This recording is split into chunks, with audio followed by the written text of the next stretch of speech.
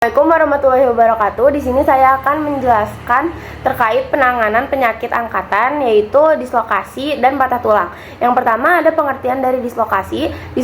Dislokasi adalah merupakan masalah pada tulang, yaitu bergesernya tulang dari sendi atau berubah dari posisi yang semestinya. Selanjutnya ada patah tulang. Patah tulang itu terbagi menjadi dua, yaitu patah tulang terbuka dan patah tulang tertutup. Patah tulang terbuka itu saat kulit robek sehingga bagian tulangnya itu mencuat keluar dan dapat mengakibatkan infeksi karena langsung terpapar oleh lingkungan luar. Yang selanjutnya ada patah tulang tertutup. Patah tulang tertutup itu adalah jenis patah tulang yang mana bagian ujung dari tulang yang patah itu tidak sampai mengakibatkan kerobekan di kulitnya.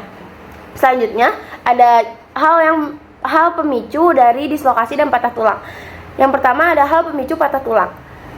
Patah tulang dapat disebabkan oleh cedera akibat terjatuh, kecelakaan atau perkelahian. Yang kedua, patah tulang juga dapat disebabkan oleh akibat hentakan yang berulang. Selanjutnya, penyakit yang dapat memperlemah tulang seperti osteoporosis juga dapat mengakibatkan patah tulang. Selanjutnya, hal pemicu untuk dislokasi yaitu ada kurangnya pemanasan sebelum melakukan kegiatan. Lalu ada olahraga kontak terutama bila tidak melakukan pemanasan. Selanjutnya, ada hipermobilitas sendi atau kelenturan sendi yang berlebih sehingga dapat mengakibatkan adanya dislokasi. Lalu yang selanjutnya ada ketidakseimbangan otot. Jadi saya di sini akan melanjutkan dari teman saya Fazira.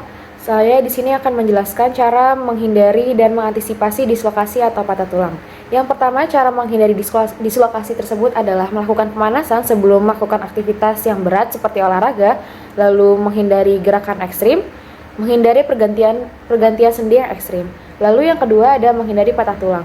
Patah tulang sendiri bisa dihindari dengan cara menjaga kesehatan tulang agar tetap kuat, lalu menghindari risiko kecelakaan dan melakukan latihan beban agar dapat memperkuat tulang. Lalu selanjutnya ada barang dan keterampilan apa saja yang diperlukan untuk menghindari terjadinya kecelakaan seperti ini. Yang pertama ada barang. Yang pertama kita tuh membutuhkan bidai, wajib membutuhkan bidai, mitela dan betadine dan kasa. Kenapa? Karena itu merupakan bahan yang paling dasar untuk menangani korban dislokasi atau patah tulang. Jika pun tidak ada bidai, kita bisa langsung mencari barang penyangga yang datar dan lurus untuk sebagai penyangganya.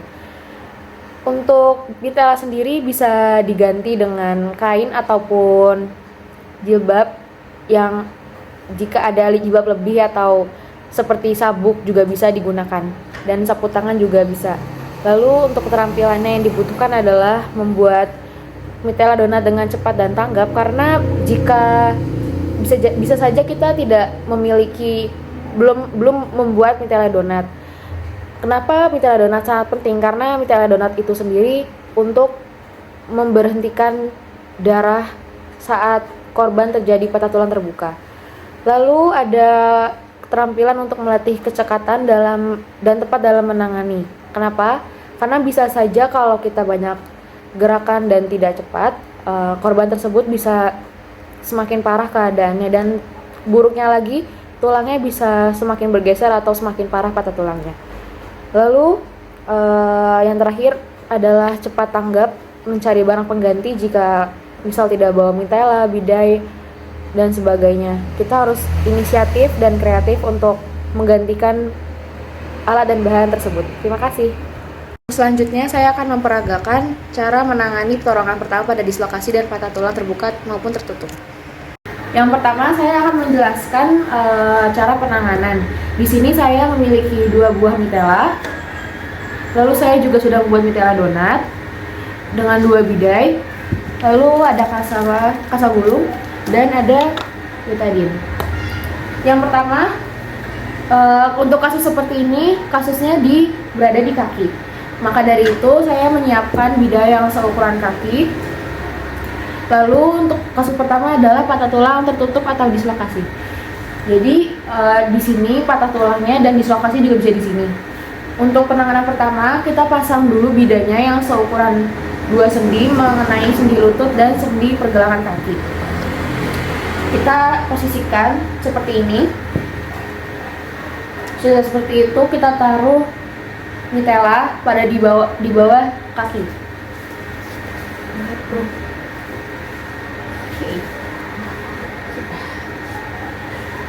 Sudah seperti ini, kita taruh lagi satu lagi di bawah.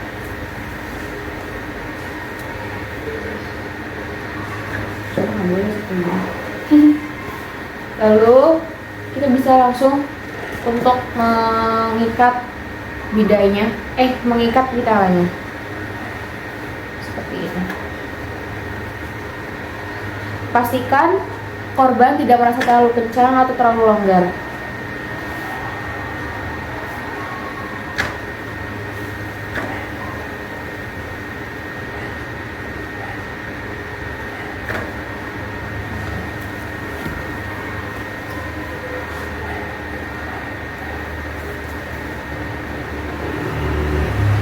Ikat dulu.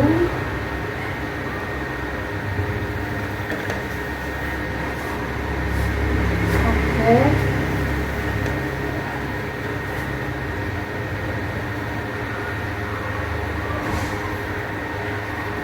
Silakan korban bisa diperlihatkan ikatannya. Seperti ini jadinya nanti. Oke. Selanjutnya di sini saya akan memperagakan cara penanganan pertama pada patah tulang terbuka.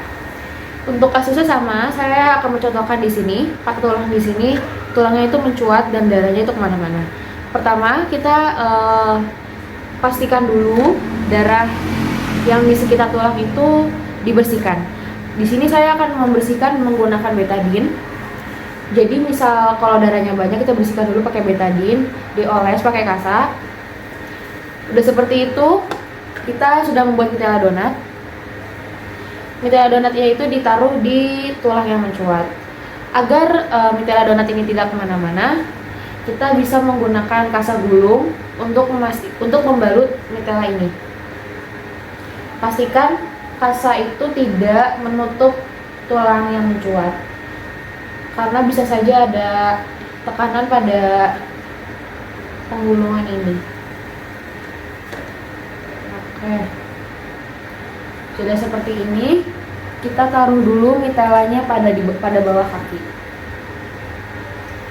Ini adalah cara gampang untuk menaruh mitela pada bawah kaki karena tidak mungkin korban bisa mengangkat kakinya tinggi-tinggi ya. Oke. Lalu mitela kedua.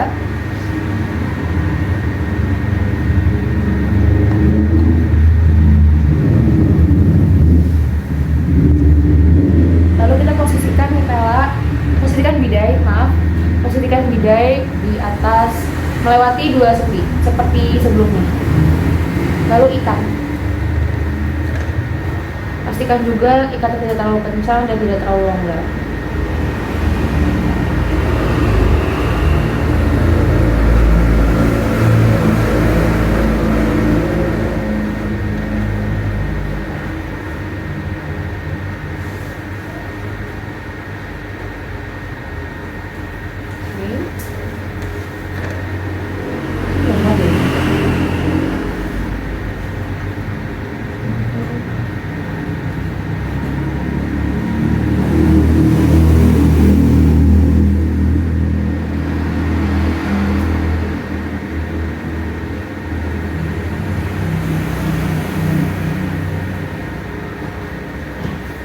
Sudah seperti ini hasil akhirnya dan korban siap dievakuasi ke rumah sakit. Terima kasih.